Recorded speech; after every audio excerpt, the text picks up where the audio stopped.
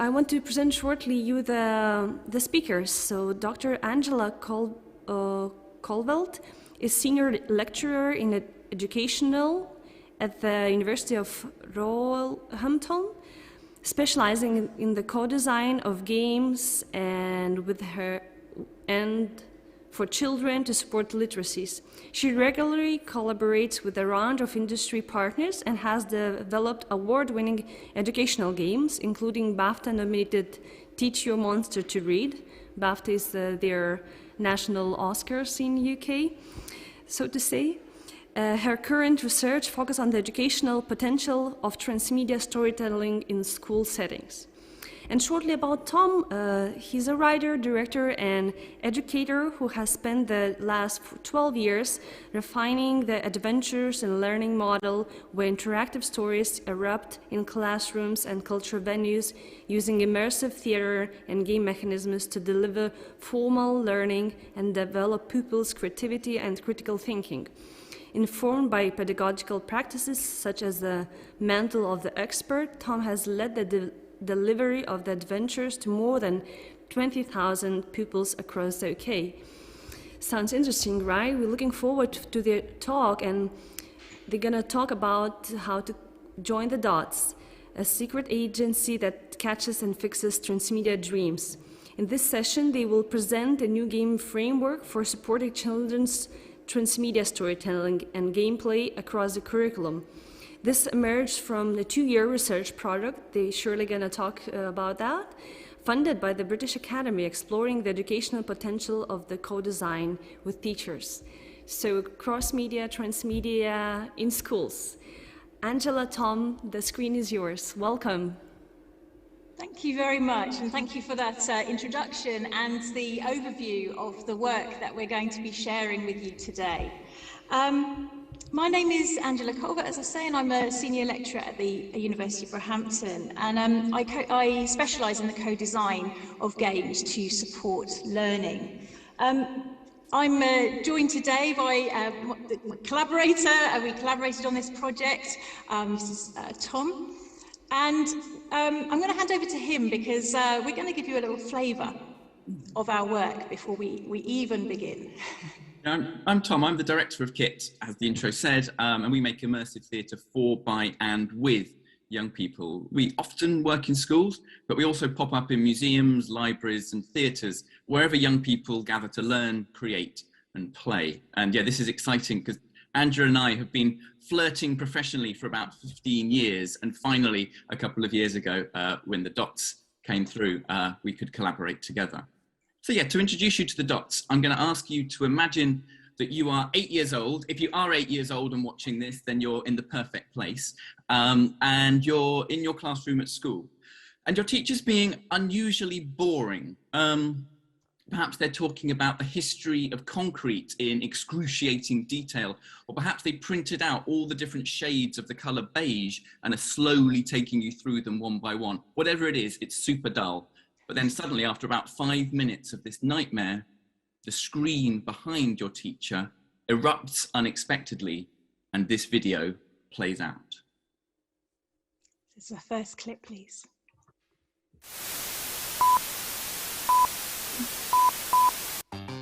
This is an official message from Dreams of Time and Space. We are the D.O.T.S. What do you dream about at night?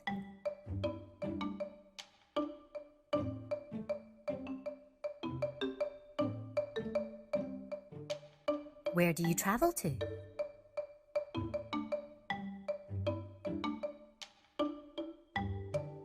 Who do you meet? Where do dreams come from? Dreams are strange, wonderful, and powerful things. For centuries, nobody understood how dreams worked. But everything changed when famous scientist and weather forecaster Clara Vestibule discovered that dreams do not disappear once we have dreamed them. They escape from our brains and form an invisible dream cloud in the sky, where they stay bobbing along forever. Millions of dreams are up there right now, invisible in the sky above. The dreams you dreamed yesterday are there, mingling with the dreams of people who lived hundreds of years ago. Clara founded a secret society to study these dream clouds and called it Dreams of Time and Space, or D.O.T.S. That's us. We are the D.O.T.S. We work with the most imaginative human problem solvers to make dream machines to catch dreams from the sky. We then improve the dreams we find by hacking, tinkering, remixing, and fixing them. Finally, we zap the dreams back into the brains of people who need our help. D.O.T.S inventors inspire dreamers to design impossible machines. D.O.T.S explorers guide dreamers to new and exciting places. D.O.T.S detectives help dreamers to discover the mysteries of the past. D.O.T.S reporters inform dreamers about important events. They also send important messages to D.O.T.S headquarters. There is a dream cloud heading towards you. This is your chance to study it. This is your chance to help dreamers in need. This is your chance to join the D.O.T.S. We'll be in touch again soon. Listen out for our next message.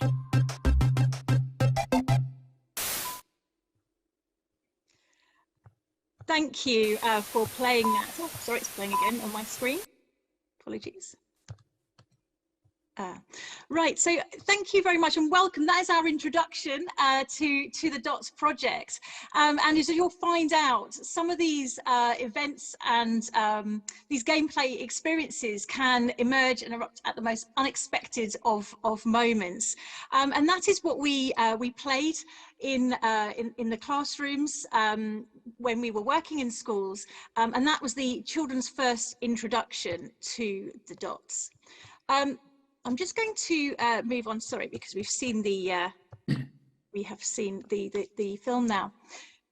As you heard in the introduction there, this project was part funded by the British Academy, and the research question that underpinned it was, how can engaging in the co-design of a transmedia game support teachers to develop digital literacies in primary classrooms? And that is what we'd like to explore with you today. We'd like to share with you what we've learned about the process of co-design. And as Tom said, we were really excited about the opportunity to work together, but also with teachers and children to develop this. We come to this project from slightly different routes. Mine is primarily an educational background. I worked in schools in a variety of roles over about 13 years before then joining Roehampton, and part of my role at Roehampton is training teachers.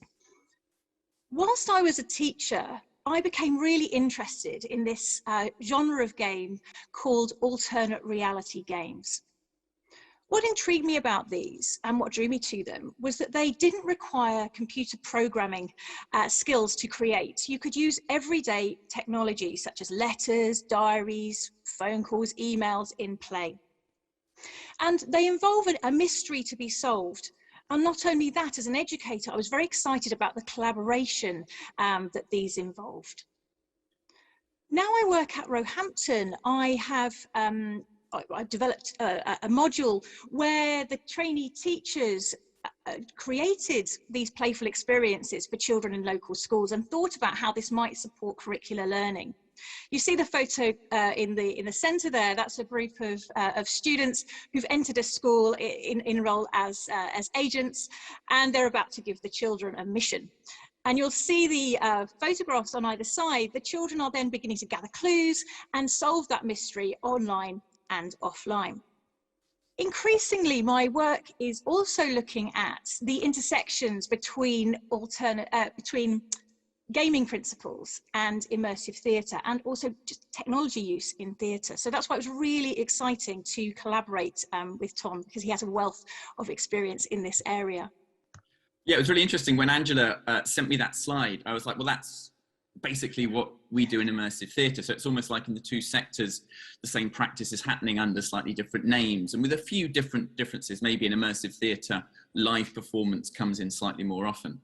But yeah, our adventures and learning work really aligns with all of those ideas. And we have a kind of 3-step model that always underpins anything we do, even if it's a 1-day adventure or a 6-week project, they all have the same sort of core model, and it always begins with a disruption. The little game we played at the start with us imagining we were 8-year-olds in the video bursting into the middle of a boring class is a typical example, but it could be a letter pushed under the door of the classroom and someone is there until someone notices it, or it could be an actual human being bursting into that classroom unexpectedly, explaining who they are, where they've come from, and telling the young people that they have a mission for them. And that mission is always really clear. There's a human, or sometimes an alien, who requires help. And it just so happens that the young people are in the right place at the right time or have the right skill set to help that individual. And that's where the learning comes in. Whatever that mission is, that might require them to engage with history or writing and literacy or geography, whatever it is, it allows the young people to be motivated and focused to dive into their learning. And there's always a creative element of that as well. And then finally, there's achievement, where whatever the young people have done or made is celebrated, and they get to see that that character who asked them for help, who burst into their classroom, they have been helped by what they've done. And so those young people, even if they're 5, get that feeling of having had agency to actually change the world for the better. So the two concepts are really closely aligned, ARGs and adventures in learning. Recently, I'm not a technological expert. I'm a theatre maker and a writer and get a bit scared by tech. So it's been interesting for me to start collaborating with partners who bring that expertise to really embed accessible tech into our adventures. In the slide here, you can see 2 young people using what's known as a Seek ghost detector, which is from our digital ghost hunt project we're making with the King's Digital Lab. Their young people program a very simple Seek ghost detector using their in-school coding skills, and then they take it to a historic venue where they track down ghosts. And you can see our most frightening ghost in the bottom right image there as she appeared at a window. You can also see above her the mechanical eye of our class bot. Now this is a robot teacher who Kit sends into a classroom explaining that now robot teachers are a thing, but she breaks down on day 1. And it's down to the kids to break into her source code and again use their coding skills to reprogram her so that she works again. And they get a chance to rebuild her personality as well. So the D.O.T.S project was a really exciting new way for us to work with young people, giving them even more creative agency using digital tools. So what we're talking about here is really the kind of overarching theme here is transmedia play. And I've got some theory here for those people who like to would like to go back to these, and there's references at the end, but I'll just pull out the key points. Here we have Jenkins, who talks about transmedia play or transmedia storytelling as being a process. And as an educator, that is so important and increasingly something that I'm investigating in my work, because in schools, because of assessments, the way assessments are framed, often the focus shifts to the end product. You know, what have children created? How have they, you know, provided evidence or demonstrated their learning? And increasingly, and myself and you know, in this project and working with Tom, we're looking at how learning emerges in the moment and how it evolves. And that is really crucial to our work. And secondly, here I've got a quote from Stevenson and Alper, and what they're talking about here is about children's experimentation and expression in transmedia play, and valuing and acknowledging their cultural engagement and the experiences that they bring to that play. So for us, that's really key, and that's our focus today, is looking at this idea of transmedia play. And I guess, yeah, and I guess the only thing that we do, I guess even more than that, is our model, there's a big hole in it which needs to be filled by the young people's creativity. So it's like a central column of the structure is the young people need to make something. And I guess as an artist, and as I think Angela's an artist in this concept as well, we look to try and design a story which has got a hole in it and it fits nicely with whatever it is that the kids are going to make. Absolutely, thank you, Tom. And yes, and we'll pull out how that involved technology later on in the presentation.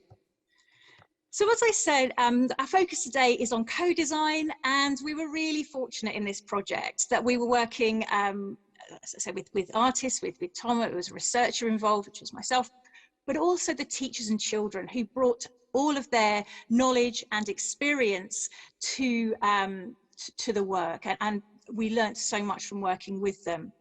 So we were working with 5 teachers in this pilot over from 3 schools. And here you see some images from a workshop that we ran. Tom and I co-ran a workshop which involved media production, but also looking at planning and how actually this might be integrated into a school day, and how they might bring their own priorities and the children's needs into play. Yeah. And again, this really resonates with KIT's approach to creative partnerships. Just as we partner with experts in a range of digital tech, we partner with teachers.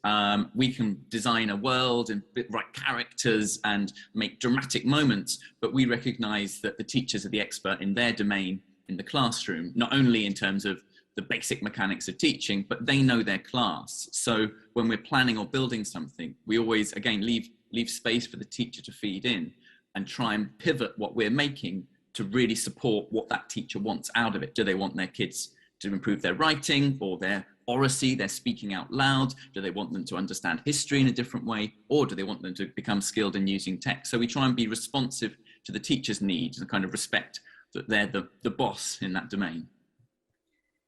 And that's exactly what we did in the D.O.T.S project. You know, fundamental to co-design is absolutely everyone having a part in that process. So just to give you an idea of the time frame, we were working from January 2019 to December, well, haven't quite finished it, December 2021. And we did have a pause in the research, obviously due to the pandemic. But during that time, we did also begin to develop digital tools, which we later then enabled us to work remotely. So we began with, again, I met with teachers, spoke to them about how they used the technology in their schools already. Then we moved on to phase 2, which was the co-design and production, and phase 3, developing some of the kind of more planning and theoretical frameworks that we were using in schools. And this is the framework we came up with, which is a really nice merging of our independent practice. And it begins with joining the dots. So that's that recruitment video.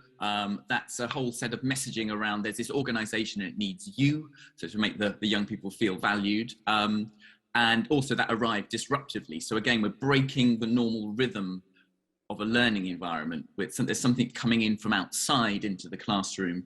And that's hopefully grabs the young people's attention, but also it changes their relationship with their teacher, because the teacher's like, well, I don't know what this is. I didn't play this. So suddenly there's a kind of more democratic atmosphere with them all becoming investigators together.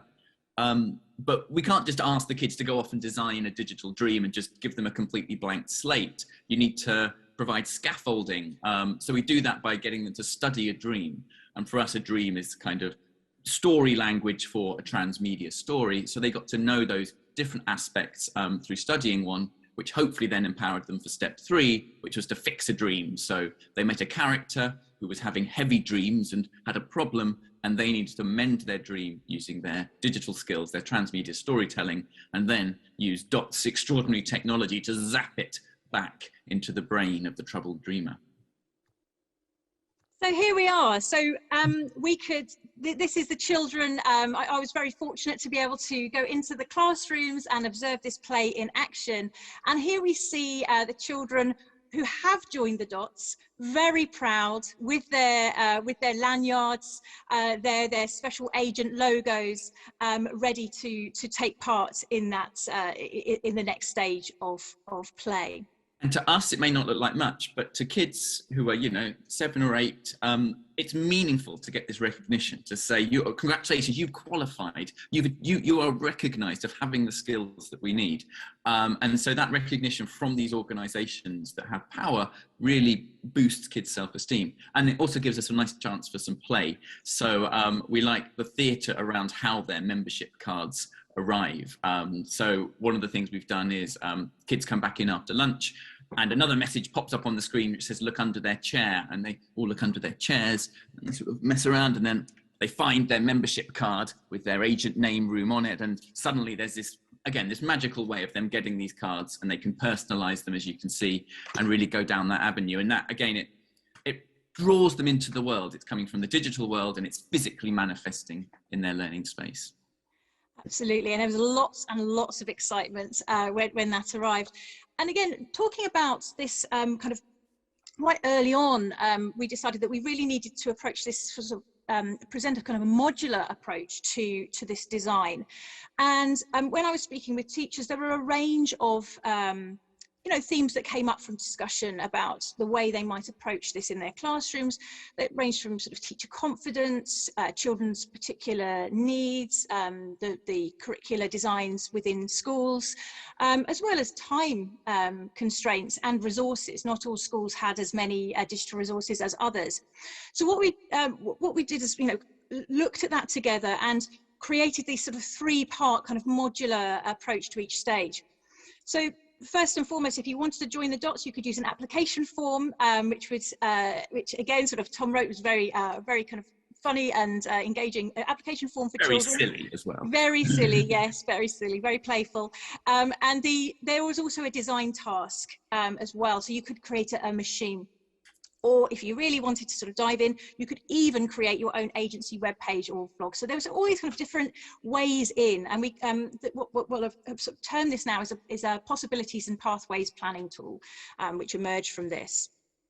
And just to follow on from that, there's a real importance for that, for artists to have that flexibility. A school is not a stable environment. It's not like a theatre where you can control the lights, every single aspect. You have to build something that can be responsive to changing needs of teachers and schools.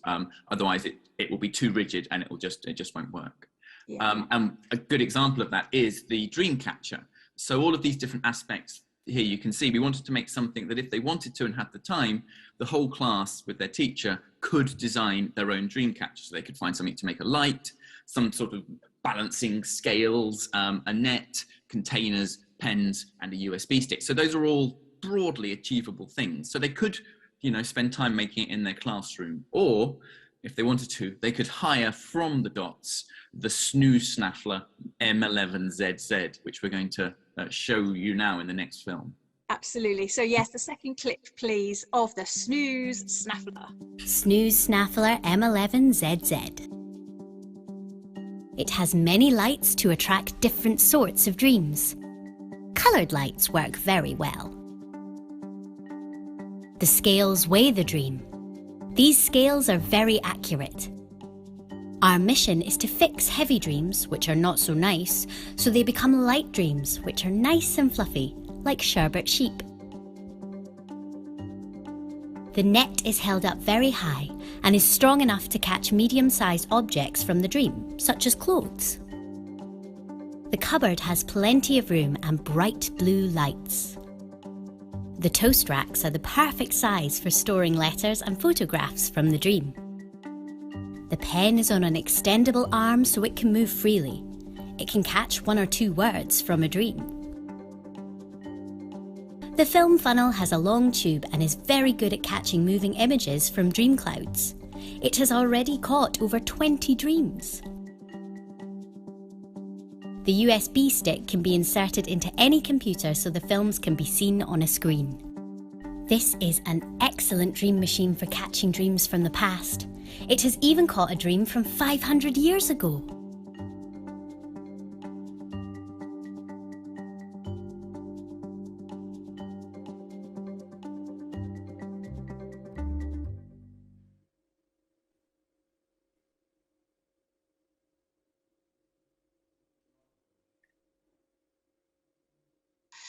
You can see there that it could arrive in schools, and there was a lot of excitement when that happened. But in terms of the design process, this was also something, as Tom said, that was accessible for children to design themselves. And that film was made by we worked with the filmmaker Johnny Clooney from Mackinoff Films, who helped us with these high quality films, but also Luke Weisfeld Designs. We worked with them to create really professional looking planning documents so that children could draw their designs for their own dream machines and begin to build them together. And as I say, when I was in classrooms, I observed this in action. And here we see some children who have gathered materials from the classroom and are beginning to build one part of the dream machine. And here they are creating scales.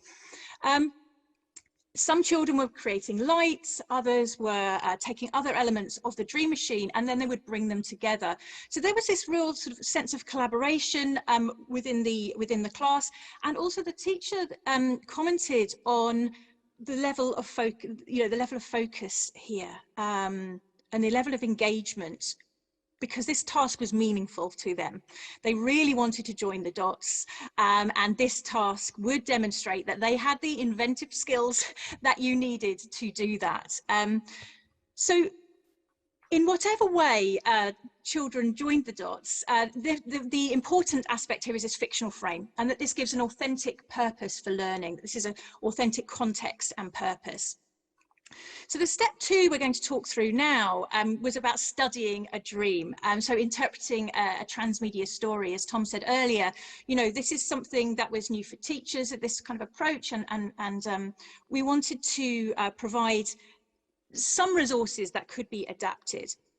So in the first phase, we provided some resources about a dreamer called Ada Lovelace.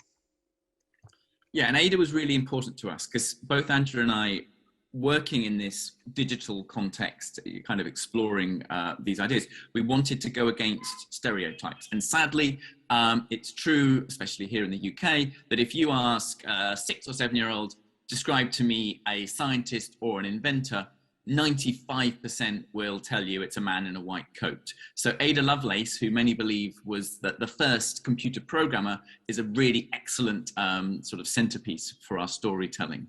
So we zoomed in on her very deliberately, and with future D.O.T.S projects, we want to keep championing those who might have been overlooked historically, and also go against all of those stereotypes that some other forms of media might be reinforcing for young people.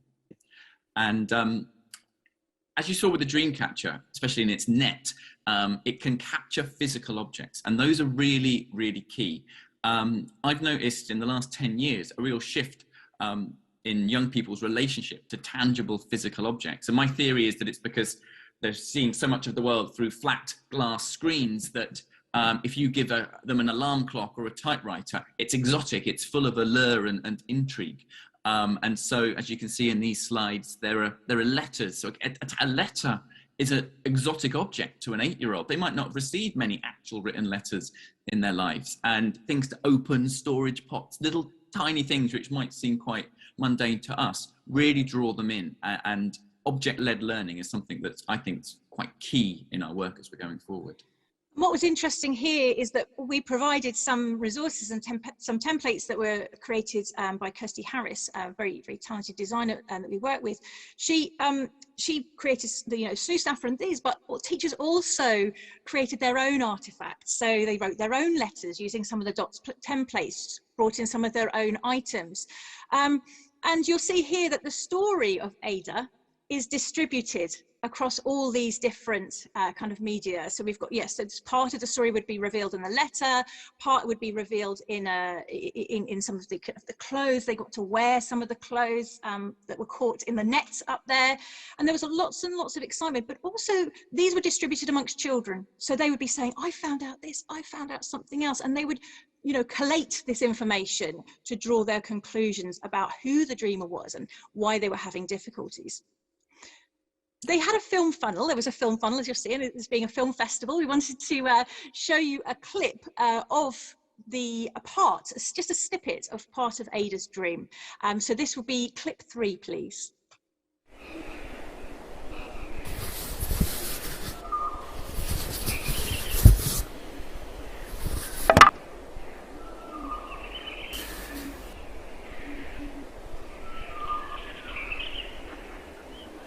And as you can see, she's giving hints of the frustration of the problem she's having. She's trying to solve these ideas of flight and different things, and they're not going well. So it's creating that space for the kids to say, oh, this is what we need to help her with. And they make their own transmedia messages.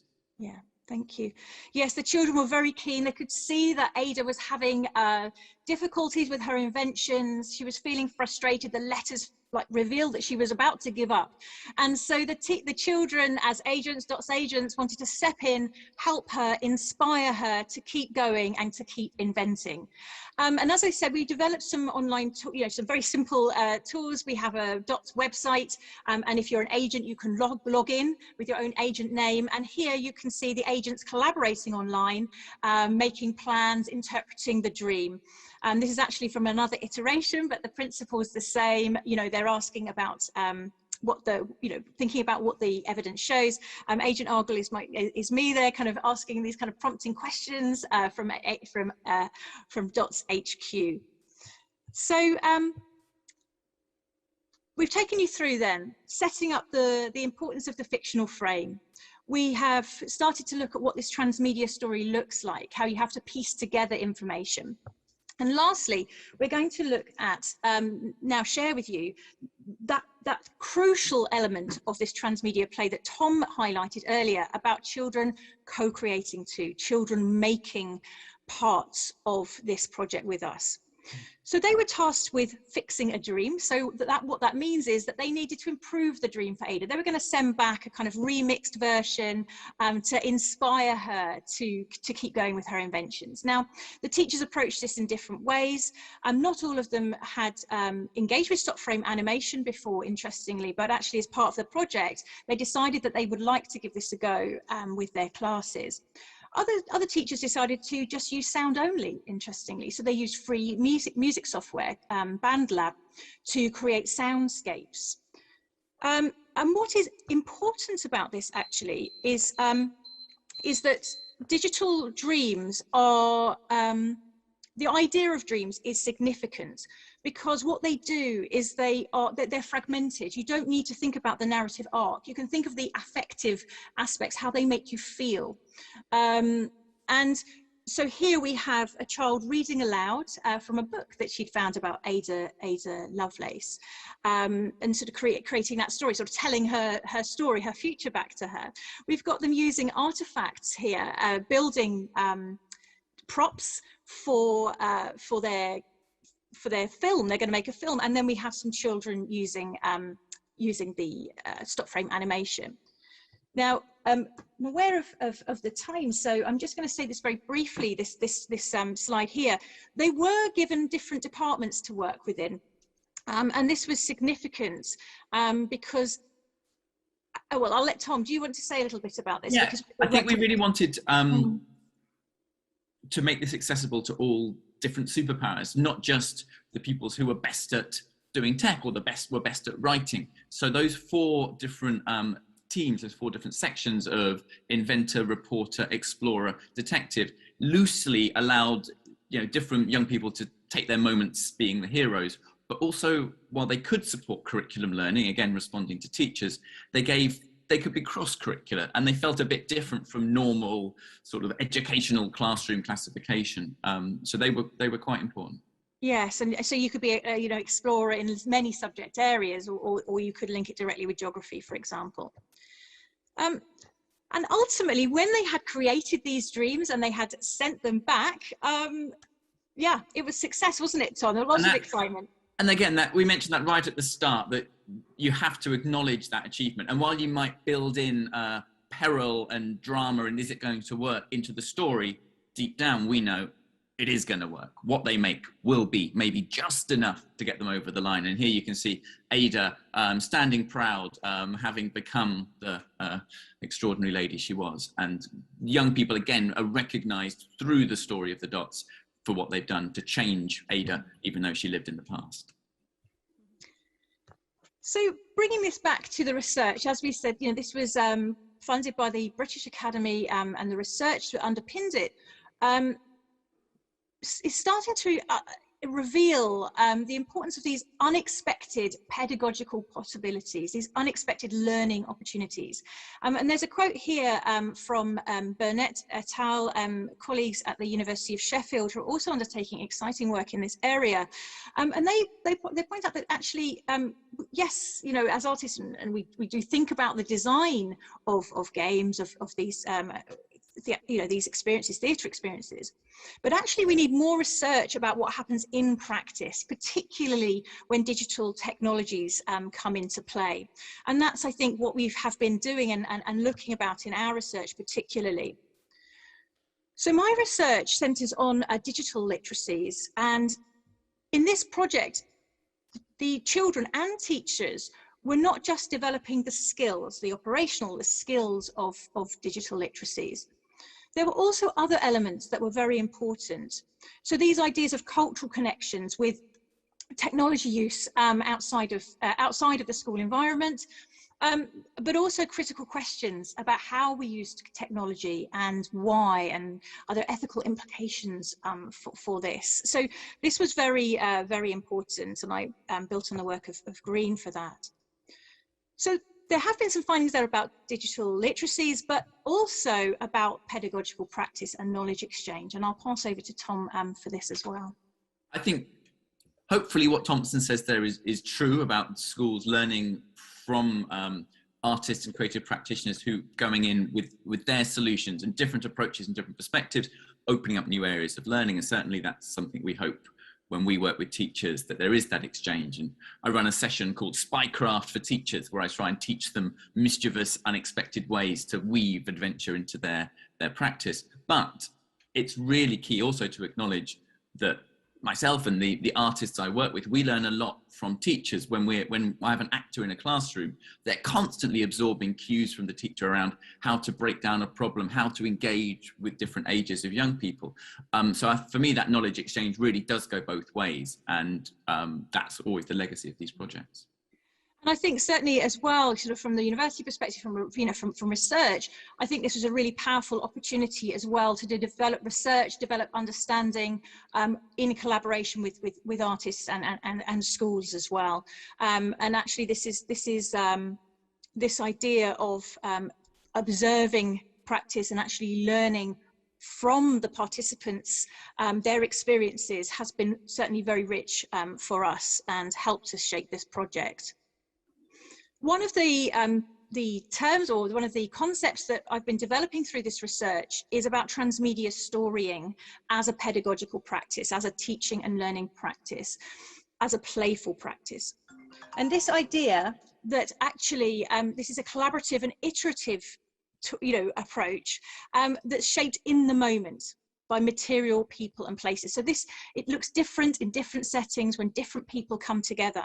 And all of the things that we've been pulling out in our presentation today about improvisation and flow, this idea that children and teachers have choice and freedom, that this was inclusive. The departments, the approaches included, encouraged children to bring in those cultural experiences to the task at hand. And not only that, when the film begins, it shifts the teacher role. So actually the teacher becomes a player, the teacher becomes a learner, and that's absolutely key to this approach. In terms of dismantling curricular boundaries, again, this was a whole day of play. It wasn't segmented into these sort of these structures, these subject structures, but yet the teachers and the children recognized that there were strands of curricular learning throughout the day. The use of space and materials was shaped by, by the artist's practice, by Tom's practice, and by the other artists that we worked with, but also the teachers as well decided where to place the machines, what else they might add to the dream machine, for example. And this playful purpose really gave this authentic learning experience for children. And it was something that I think all of us, teachers and researcher, and Tom included, really enjoyed the process too. So we have come to the end, we can't sort of stop before kind of thanking the people we worked with, and first and foremost the teachers and children who we work with in the participating schools. Unfortunately, we can't name them because of the research and the ethical implications. I would if I could, but certainly we could not have done this without them. So thank you to all those schools and children. And also our amazing designer Kirsty Harris, known as Kirsty Harris Makes Things, and she does, and she's a genius at responsive design, as well as responsive storytelling. A maker who can make responsively is key. And also Emma McClellan, who's one of Kit's key associates and who's glorious Scottish tones you heard throughout the videos, and also she played Ada Lovelace. And the web design, we worked with a talented web designer, Paul Bellamy from Bellamy Studios, who created our D.O.T.S website and all of the behind the scenes blogs that enabled us to work remotely. So thank you to him. And the filmmaking as well. Johnny Clooney from Mackinac helped us sort of bring the Dream Machine to life. And also, yeah, those key films that really brought actually this practice into classrooms. And lastly, the graphic design by Luke Weisfeld from Luke Weisfeld Designs created all of the high quality badges that you saw, anything related to D.O.T.S, really logos, all of those things were really crucial kind of to the quality of the products that we did. So there are some references. I know you can't read them now, but I can share them for anyone who is interested. Oh, they're on the big screen now, I believe. So there we go. But also, here, Tom, did you want to say a little bit about? You can find out more about D.O.T.S, D.O.T.S.team. That's the website of the D.O.T.S. You can probably even try and sign up and see what happens. There's kittheatre.org, which is Kit, and there's argle.net, which is Angela and all of her adventures. Yes, which is that's currently in development. So, but there'll be increasingly more and more will be there. So, if you do have any questions or ideas, this is our contact. You can get in contact with both of us on Twitter or via email. And if there are any questions, we'd be delighted to answer. But we hope you enjoyed our leading you through the adventure of the D.O.T.S. And thank you for inviting us today. Thank you very much. Thank you, lovely. We did, and we do have questions, and one comes from the audience, from Eric. He's saying that game design are deeply immersive for students of all ages, not just young ones. I wish more teachers were taught to design curricula through game design. And he has a question: how often a year do you hijack those boring classes? And I would add myself also some questions from the scope of the project, like how many schools you had involved, and how big is the project, what happened after the pause, are you gonna extend the project? In terms of Kit's work, we work with perhaps maybe 20 to 30 schools a year, and our projects are one-day projects sometimes when the whole thing happens in one day. The D.O.T.S was over a few days, but we do projects that last a whole 6 weeks, which might start with a low-key letter arriving and slowly build throughout a whole project or a topic with a big theatrical ending. So we're trying to disrupt as many schools as possible at the moment. Yes, and in terms of sort of where next for the D.O.T.S, this was very much a pilot, small budget, but we worked creatively within that, and we worked, as I say, with five teachers over 3 schools. So it was a small pilot initially, but we have now developed this approach, as you say, this modular approach, and we are now looking to extend that with more schools and be able to distribute this more widely. In collaboration with another university as well. So hopefully, watch this space. We'll be developing this, and this will go into more and more schools now we have undertaken this research. And I really wish that it goes even internationally, not only in the UK context. And are you willing for that? Like Tom with Kit Theatre is willing to implement international projects? Definitely, I'm really interested. I'm actually with the Ghost Hunt project I briefly mentioned, we're really excited to have maybe pair up a class in the UK with a class somewhere else, and they might both dig up some treasure or some clues, and they have to combine them together using online technology to solve the puzzle. So I quite like doing a kind of a double act between classes in different countries, but they have to work together to solve the mystery. So that's an idea that I've been trying to work out how to do for quite a long time. Absolutely. And in terms of, the project, although we couldn't pull it out in this time with the D.O.T.S project, underpinning it is actually quite a lot of STEAM education, which is science, technology, engineering, arts and maths. And there was some really exciting work that was undertaken by Sheffield University, who led on a European-wide project called the Makey Project, which was looking at these ideas, looking at creating kind of these maker spaces across Europe in different settings, and I think there is absolutely sort of potential to use this sort of gaming approach, or this kind of playful theatrical approach to support the development of maker spaces, and that's something that I'm currently developing idea with colleagues to do as well. So yeah, so if anyone's listening and is interested in sharing ideas, please do get in touch with us both. That would be wonderful. Wonderful, thank you. It was lovely. It was super interesting to hear your experience, yourself, Angela, as a professor from academia, researcher, joining with a bunch of practitioners, Tom and others. And it's used, and that you're running a research that's also very amazing, since it's a new medium, new technologies. Then people are so blaming that's not enough of research, should we do or not. So congratulations, best luck with your project. I hope you scale it and proceed with it, and we keep on hearing the findings of your project. So thank you very much for being with us today. Cheers. Thank you. Lovely, thank you.